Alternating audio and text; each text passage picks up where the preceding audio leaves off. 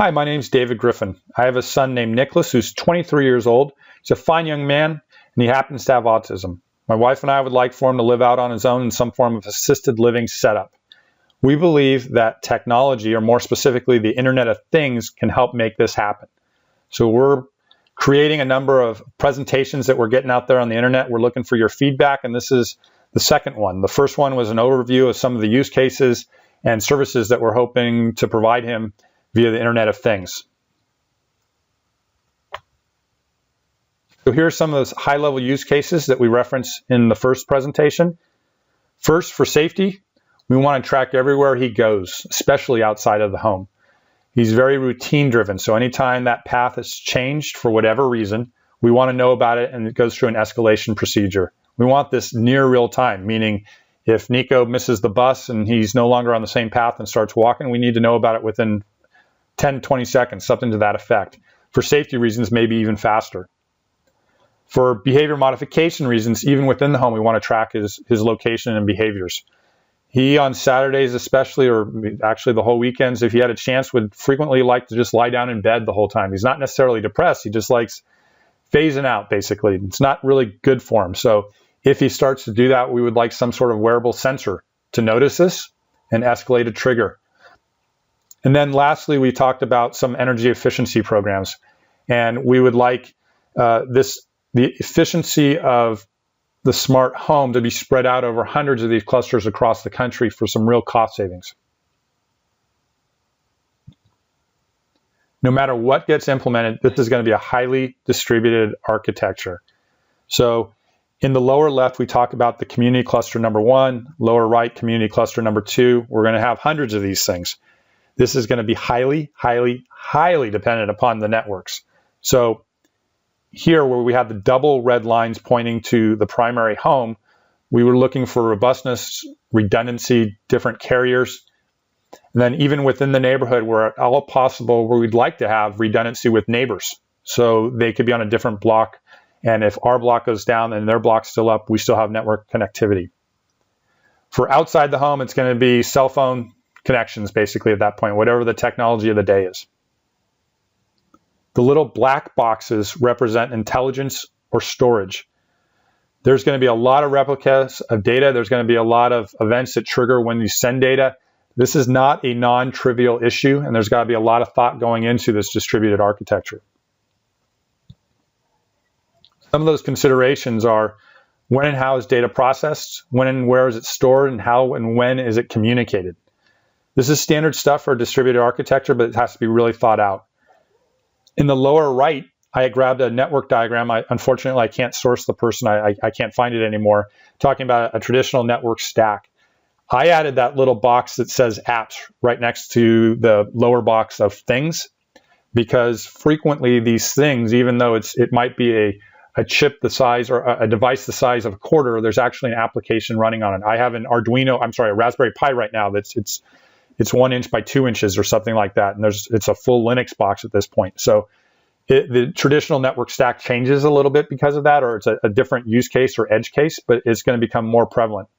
And then the last thing I want to highlight on this is the fact that the business logic has to be highly decoupled from the actual implementation. Nico's 23 today, and fortunately, people in our family seem to live a long time, so he's probably going to live another 65 to 75 years. Is the latest cell phone, or is the latest video camera, IP video camera, going to be around 70 years from now and not have a change in the way they interface? Really unlikely. So we got to be able to migrate these services over a very long period of time. More specifically, what's the infrastructure going to look like? Like everybody else, we'll probably use SaaS wherever possible, and then it's going to be some sort of combination of internal and external services. We're not going to get into frameworks like ITIL or anything like that, but we are going to borrow some of those concepts. You could imagine a service brokerage construct where anytime you roll out a new service, you're migrating an old service, or you're trying to improve an existing operation with continual process improvement. Sorry for the ITIL reference. It's got to go through a central location in regards to how you evaluate it. So you use resources that are on the left-hand side. And the resources might be public, in-house, or some sort of hybrid combination. but we want to keep this standardized. We want this to go through a traditional governance and make sure that the decisions on how you implement new services or make them better is always top-notch. What might an actual stack look like? And this one I can source. Thank you, Data Torrent, whose diagram I grabbed. Anything in red is my addition to their core diagram, which is much better than mine. But there's going to be a whole number of different data pipe points coming from different data sources. There's going to be files, there's going to be events, messages passed back and forth. Today, you can envision Hadoop just sort of ending up as a generic data pool.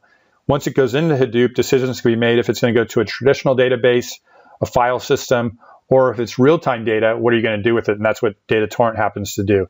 Because a lot of what we're doing is, again, we talked about some of the use cases. For safety, we want to know things very quickly. It's not financial Wall Street type real time, but we want to know pretty quick, seconds, if Nico's having trouble or if he's having a seizure or something like that. And then no matter what we implement, it's going to be very easy to integrate with other systems. So here at the top of the diagram, it's talking about SAS, it's talking about Excel, whatever it may be. So this can be today used in a private cloud, or it could be used in a public cloud. Again, flexibility. User interfaces are just a pain today. We went out looking at Costco for IP video cameras. They talked about the wonderful smartphone app that they had, which was great. They talked about their web page where you can configure everything, which was great. But we need access to the raw footage because it's not just a safety thing. We want to be able to do behavior modification and try to track when Nico's having problems and to what he's eating or whatever his daily routine's like at the time.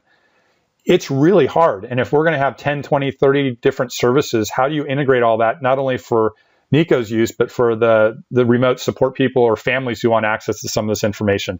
It's not easy, and we think it's going to be a big problem, and it's really going to require a lot of integration. This is not technical, but I haven't yet spun out a presentation for financial analysis. It's just one slide.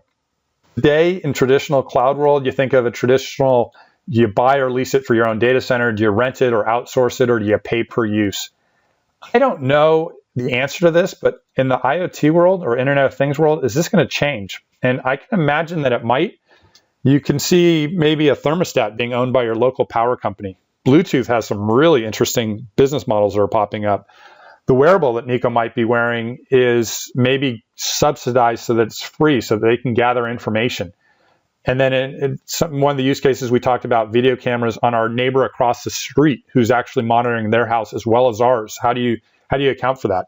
Now, maybe a CFO a lot smarter than me would say there's no big difference in all this and that it's not that hard, but I don't know if it's necessarily as straightforward as it seems. So I think there's a lot more to be said on this in another presentation.